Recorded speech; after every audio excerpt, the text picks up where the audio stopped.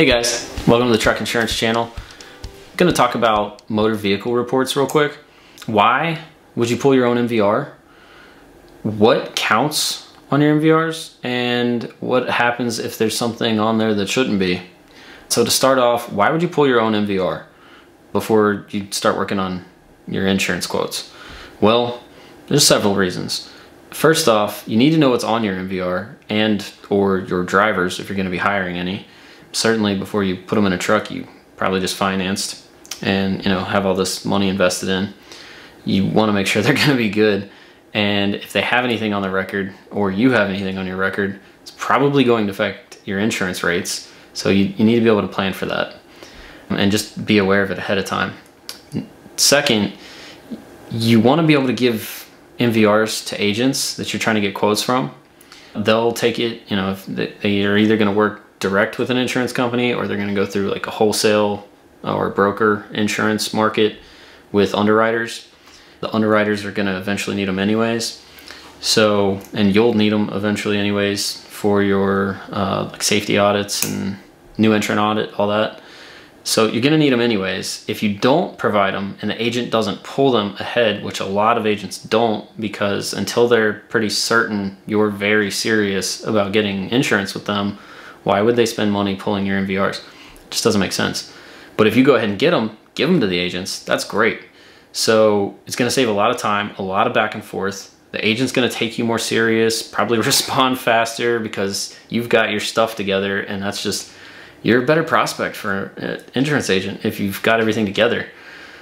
That underwriter, like underwriters always want complete applications. MVRs, I mean, you could even throw in a resume, like what companies did you work for, how long did you work for them, all that type of stuff. The more you can give to an underwriter, the better. So again, they're also going to work faster, make you a priority, get back to your agent faster, who can get back to you faster, and it just makes a huge difference. And it also kind of appeals to your representation of yourself and this company you're starting. So you'll need it for agents, underwriters, your compliance folders and files, all that. Like there's a lot of reasons why you would get your own MVR. You can request them. There's a link down below. I can get those to you. So what really counts on an MVR?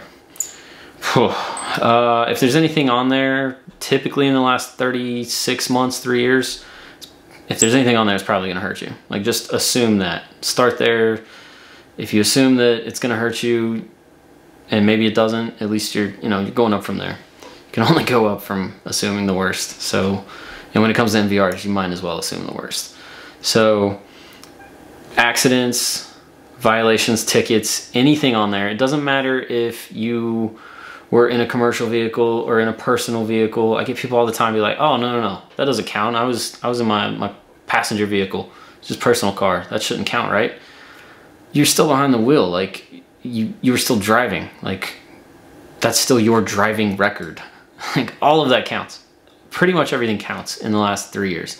Some insurance companies give or take a month, or some, depending on what it is. And I think I've seen hazmats that go back like 5 years. All that counts, all right? And real quick, if you require CDLs for the equipment you're gonna be running, you have very few options if you don't have 2 years of CDL experience, and specifically 2 years of consecutive CDL experience. So if you had a CDL and then you let it lapse and then you went back and got it like a year later and like combined you have 2 years, like that might work, but have 2 years of consecutive CDL experience up to now, right?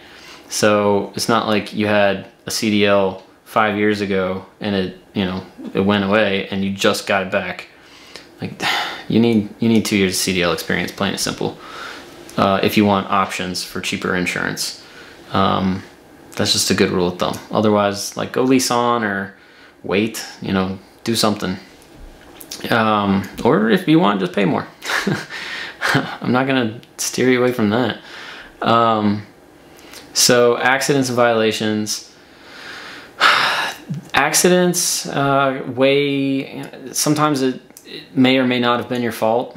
and it's like still showing up and you weren't at fault, you might need court documents or something from whoever, you know, was your insurance at the time of the accident. There's very few ways you can correct anything on an MVR. There are some. It's kind of case by case, and it may or may not matter to the insurance company that an agent's looking at for you. So something to talk about kind of like on a one-off basis. Violations can be rated differently by each insurance company, and it's probably going to be different state to state, even with the same insurance company in 2 different states. There's a lot that goes into all that for the rating. Yeah, I mean, overall, I'd say get your MVRs, get them to your agents. Like when you're going to quote, try and get them pulled more recently. Like don't pull it now and then not move forward with insurance for another 2 months and then expect your agent to be like, oh yeah, sure, that's fine. Like don't do that. Kind of have a plan and be serious about the whole process. But yeah, that's all I got on MVRs.